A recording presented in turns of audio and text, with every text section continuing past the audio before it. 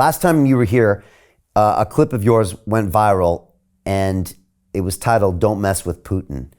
And I'm just curious, has anything in your mind changed as far as Putin and how he plays out this war in Ukraine and his ultimate endgame? Is he a guy to be underestimated or not? You said he's very smart, even smarter than we think he is.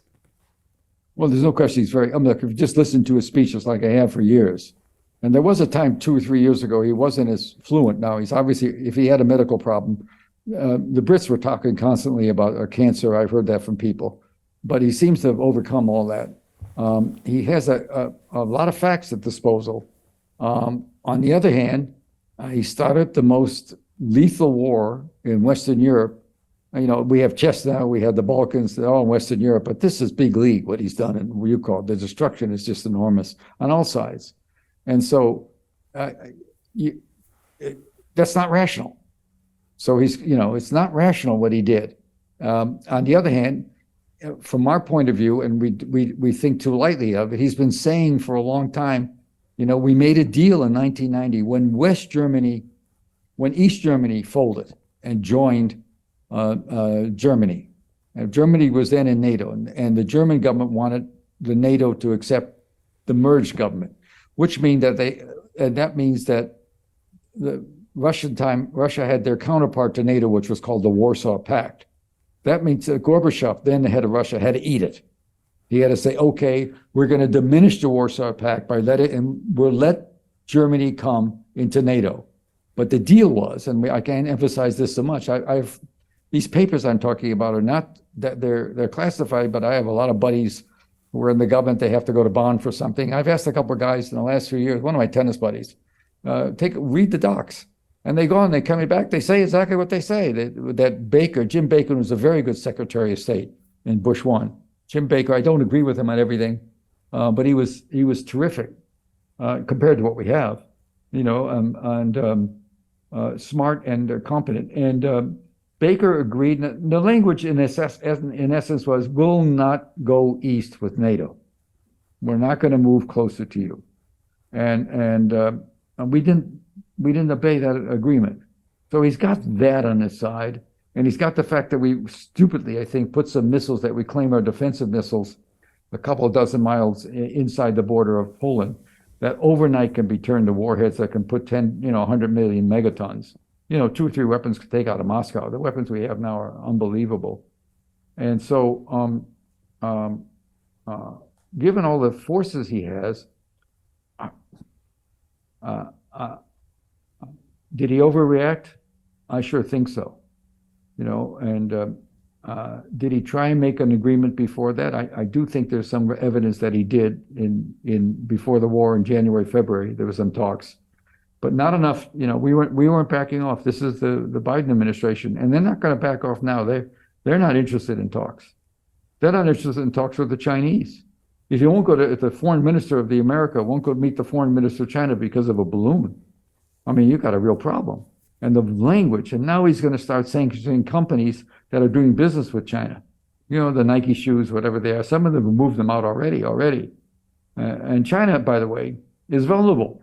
It's vulnerable because they don't have the money they need, and they have a large community in China, in Singapore, in Hong Kong, and also many of the countries that are very IT, many of the parts of the countries that are very IT and business related. The old communist model isn't going to work. They're going to have to rethink a lot of things in China, but it's still an intact country. And Xi came to Russia, the meetings, and if you remember, there was no public statements about Ukraine, no commitments of arms. It was all, and I think what I was told is that a lot of it had to do with figuring out a way they can maybe get more oil at a cheaper price. They're hurting for money. There was a lot of economic talk.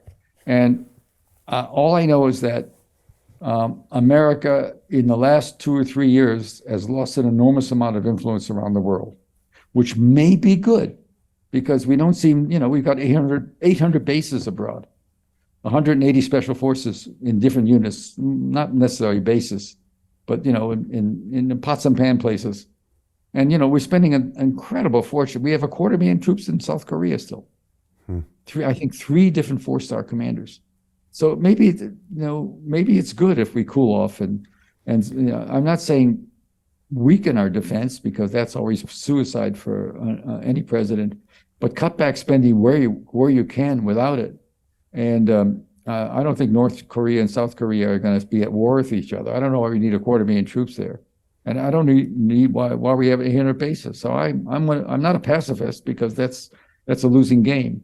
You have to have strength, but a lot of people have a lot of nukes now. So Jim Rickards has just recorded a video that's not available to anyone in the public, and he's going to be talking about how this upcoming recession is going to be fast, it's going to be bloody, it's going to be nasty. But at the same time, he's going to show you how you can position yourself to profit from all of this chaos. Now, we've made this video only available to our viewers. Go to londonreal.tv/Jim. Watch that immediately. I can't say enough good things about Jim Rickards. He understands the global economic system better than any guest I've ever had on London Real. His predictions are almost uncannily true, and you can learn how to profit from his vision, from his expertise, and his understanding of economics. So go to londonreal.tv/Jim or click the link below. It's an excellent, excellent look on what's going to happen in the future and how you can position yourself to profit from that. Jim is one of the best in the business, one of my favorite guests on London Real, and he's very, very good at predicting the future and showing us all to profit from it. So click the link, and I hope you enjoy.